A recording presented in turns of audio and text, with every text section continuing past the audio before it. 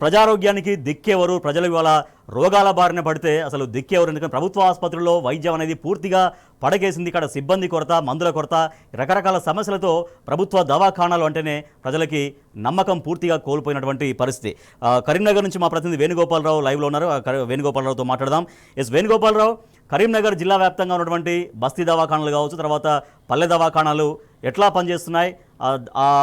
వాటి పట్ల ప్రజలు ఎందుకు విశ్వాసం కోల్పోయారు? ఒకటైతే ఇంతకుముందు వరంగల్లో ఎంజీఎం అంటే మొత్తం చాలా సమీప ప్రాంతాల నుంచి చాలా విపరీతంగా ఎంజీఎంకి వస్తారు. కానీ అక్కడ వరంగల్లో ఒక సూపర్ స్పెషాలిటీ ఆసుపత్రిని గత బీఆర్ఎస్ ప్రభుత్వం ప్రారంభిస్తే అది కూడా ఇంకా నత్తనడకన సాగుతున్నటువంటి పరిస్థితి. సో మొత్తం జిల్లా వ్యాప్తంగా, కరీంనగర్ ఉమ్మడి జిల్లా వ్యాప్తంగా వైద్య రంగం పరిస్థితి ఎట్లా ఉంది? రాజేష్, మీరు చెప్పినట్టుగా ముఖ్యంగా చూసుకుంటే సమైక్య రాష్ట్రంలో నేను రాను బిడ్డో ప్రభుత్వ దవాఖానకి అని చెప్పి పాటలు పాడుకున్నటువంటి పరిస్థితి. తెలంగాణ రాష్ట్రం వచ్చిన తర్వాత నాటి తొలి సీఎం కేసీఆర్ దీనిపై ప్రత్యేక దృష్టి సారించారనే చెప్పాలి. ఓవైపు విద్య, మరోవైపు వైద్యం, ఈ రెండింటి మీద కూడా ప్రత్యేక దృష్టి సారించిన నేపథ్యం. ముఖ్యంగా చూసుకుంటే వైద్యం విషయానికి వస్తే కూడా ప్రతి ఒక్కరికి కూడా ఉచిత వైద్యం అందచేయాలి. ప్రభుత్వ ఆసుపత్రి అంటే పేదల పెన్నిదిగా ఉండాలి. ఎవరు కూడా బాధపడొద్దు. ప్రైవేట్ హాస్పిటల్లో పోయి లక్షల రూపాయలు ఖర్చు పెట్టుకోవద్దనే ఉద్దేశంతో టీ డయాగ్నోస్టిక్ సెంటర్లని ఏర్పాటు చేసినటువంటి పరిస్థితి. అంటే ఓవైపు పల్లె దవాఖానా, బస్తీ దవాఖానే కాదు, 134 టెస్టులను ప్రభుత్వమే ఉచితంగా చేసినటువంటి పరిస్థితి. అంటే క్యాన్సర్ లాంటి వ్యాధులు వస్తే కూడా అంటే ఇక్కడి నుంచి రిఫర్ చేసి వాళ్ళకు కూడా ఏ విధంగా పోవాలి, ఏ హాస్పిటల్ పోవాలని చెప్పి ప్రభుత్వ పరంగా చూసినటువంటి పరిస్థితి. ఇంకోవైపు వృద్ధాప్యంలో ఉన్నవారు కంటి పరీక్ష చేసుకోవాలనే నేపథ్యంలో కూడా కంటి వెలుగు అనే ఒక బృహత్తర కార్యక్రమాన్ని కూడా చేపట్టినటువంటి పరిస్థితి. కానీ ఇప్పుడు ఈ ప్రభుత్వం వచ్చిన తర్వాత ప్రస్తుతం అయితే ఇలాంటి కార్యక్రమాలు, సంక్షేమ కార్యక్రమాలు ఒక్కటి కూడా లేవని ప్రజలు మొత్తం పెద్ద ఎత్తున ఆరోపిస్తున్న నేపథ్యం ఒకటైతే, మరోవైపు ప్రభుత్వ హాస్పిటల్ అంటే ప్రతి ఒక్కరు కూడా ఫ్రీగా మందులు దొరుకుతాయి, వైద్యం దొరుకుతుందని చెప్పి ఎన్నో ఆశలు పెట్టుకుని గ్రామీణ ప్రాంతాల నుంచి ఉదయమే వస్తారు. కానీ వీరికి సరైనటువంటి మందులు కావచ్చు, వైద్యం కావచ్చు అందరి నేపథ్యంలో నిరాశ నిస్పృహలకు గురవుతున్నటువంటి పరిస్థితి.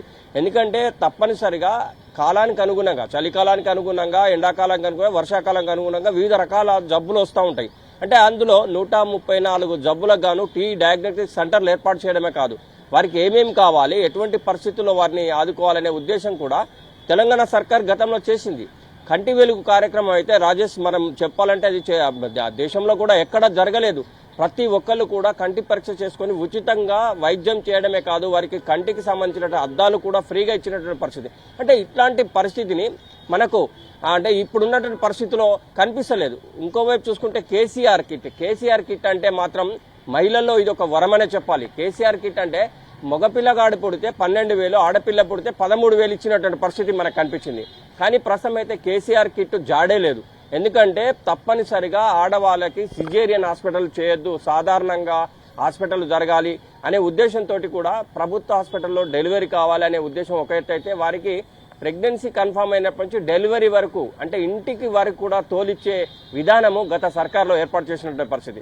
కానీ ఇప్పుడైతే మనకు అలాంటి జాడ కనిపించట్లేదు. ఈ నేపథ్యంలో కూడా మహిళలు కూడా పెద్ద ఎత్తున నిరాశ నిస్పృహలకు గురవుతున్నటువంటి పరిస్థితి కనిపిస్తుంది. అంటే ముఖ్యంగా ఒక విద్య కాదు, వైద్యాన్ని కూడా మనం చూపెట్టాలని చెప్పి భారతదేశంలోనే ఇలాంటి అంటే పరిస్థితి ఎక్కడ కనిపించదు మనకి. ఎందుకంటే వైద్యం విషయంలో ఇంత పెద్ద ఎత్తున కేర్ తీసుకున్నటువంటి వేణుగోపాలరావు, ఇందాక మీరు చెప్పినట్టుగా డయాగ్నోస్టిక్ సెంటర్లు, ప్రభుత్వ డయాగ్నోస్టిక్ సెంటర్ల విషయంలో కూడా అక్కడ వాటి నిర్వహణ కూడా సక్రమంగా లేకపోవడం, తర్వాత సిబ్బంది కొరత, మందుల కొరత, ప్రధానంగా ఈ సమస్యలు ఎట్లా వేధిస్తున్నాయి ఆసుపత్రులను? అంటే ముఖ్యంగా గ్రామీణ ప్రాంతాల్లో కావచ్చు, పట్టణ ప్రాంతాల్లో కూడా హాస్పిటల్ పోయినప్పుడు మనకు సరైన వైద్యం అందుతుంది. ప్రభుత్వ హాస్పిటల్లో అయితే కొంతవరకు రిలాక్స్ ఉంటుంది అనే ఉద్దేశంతో ప్రతి ఒక్క పేషెంట్ వస్తారు.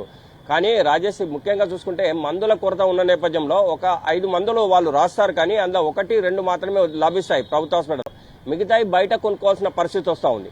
ఈ నేపథ్యంలో కూడా పేదరికంలో ఉన్నటువంటి వాళ్ళు దాన్ని కంటిన్యూగా అంటే వాళ్ళకు మెడిసిన్ మినిమం 1 వీక్ కానీ 10 డేస్ కానీ డోస్ వాడాల్సి ఉంటుంది.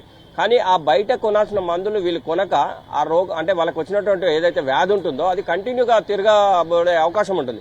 ఇది పేదలకు సంబంధించినటువంటి పరిస్థితి అయితే వాళ్ళు బయట కొనుక్కోలేని పరిస్థితి. ఈ నేపథ్యం ఒకెత్తైతే ముఖ్యంగా డాక్టర్ల కొరత, మీరు చెప్పినట్టుగా డాక్టర్ల కొరత ఉన్న నేపథ్యం ప్రతి దానికి కూడా, ప్రతి వైద్యానికి సంబంధించినటువంటి ప్రతి దానికి కూడా ఒక్కొక్క డాక్టర్ ఒక్కొక్క రోగాన్ని నిర్ధారణ చేసేందుకు కూడా ఉండాలి.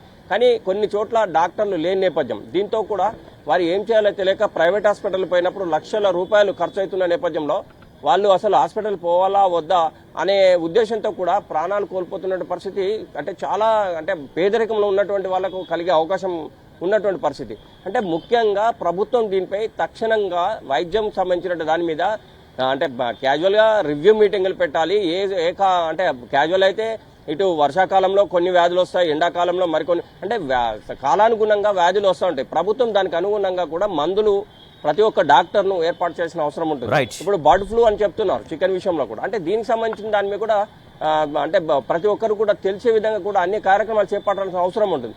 కానీ ఇలాంటి కార్యక్రమాలు చేపట్టిన నేపథ్యంలో ప్రభుత్వ హాస్పిటల్ పోతే కొంతమంది డాక్టర్లు లేకపోవడము మరియు మందులు కొంత కొరత ఉండడం వల్ల కూడా పేదరికంలో ఉన్నటువంటి వాళ్ళు మాత్రం చాలా ఇబ్బందులు పడుతున్నటువంటి పరిస్థితి అయితే మనకు కనిపిస్తుంది రాజేష్. Right, okay Venugopal.